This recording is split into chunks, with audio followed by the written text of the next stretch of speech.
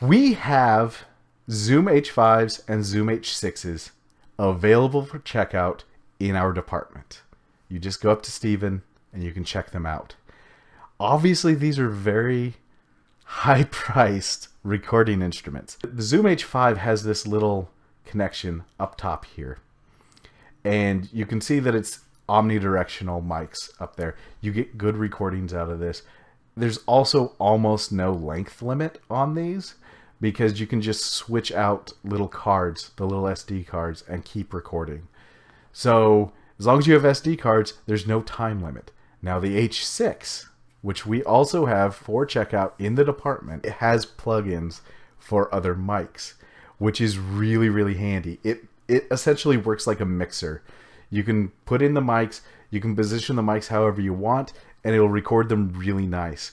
If you have a good recording, transcription is much easier. If you have a bad recording, it's going to be painful all the way through.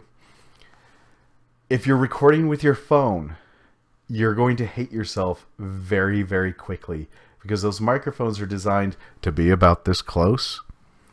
And when you set them on a table, they pick up all the table noise and none of the voices.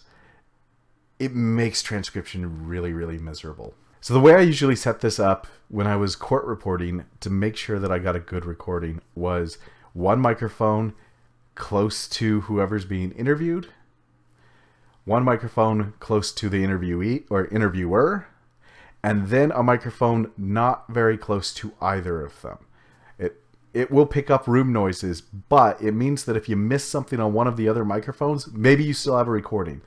And I know someone just winced that there's going to be 3 recordings for this. You probably want 4, actually. So the best thing about ExpressScribe and having multiple recordings is you can actually load them in here. You can load 3 different recordings in here. They'll all be roughly the same length. You should be able to find where you were in each one so that if someone starts mumbling or a loud sound happens or someone hits a mic or you stop recording on one of them accidentally, you can just switch to the other audio and you've still got it. Using your phone as a backup to make sure that you get total coverage will work. It will sound terrible, but if you're not super comfortable using, say, the Zoom 6 or Zoom H6, then having your phone there as a backup just so that you definitely get everything and you don't run out of memory and you don't run out of power and you don't have the microphone being hit, that's okay for your phone. Positioning of the mics is important, but the environment is also really important. Try to find a quiet room, and even though it seems quiet, it might not actually be quiet. I don't know how many recordings I have where if I could transcribe air conditioning, I would have done that instead of trying to transcribe the words because the air conditioning was much louder.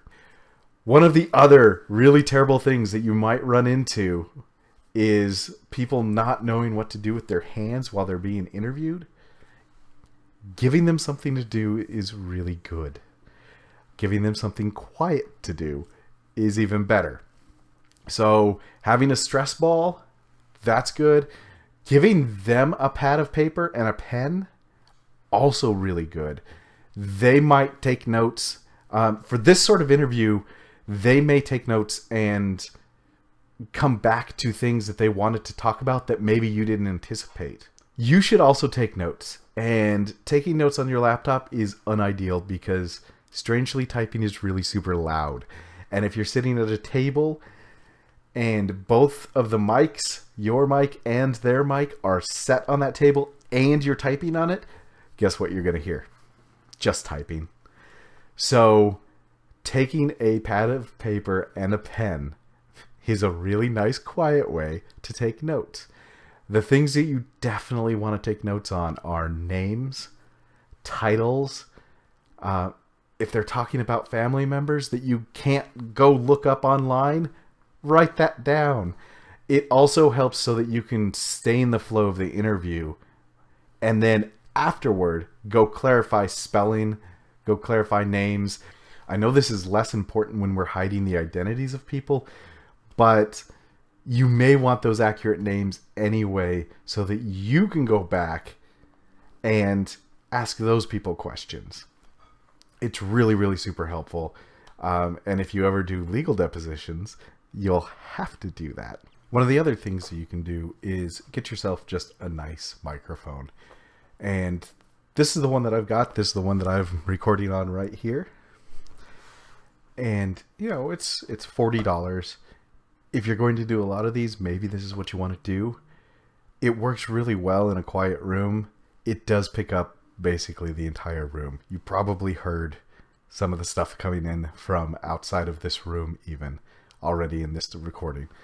But they are nice, and if you're recording only a single person, then you can make it unidirectional and put it directly in front of them.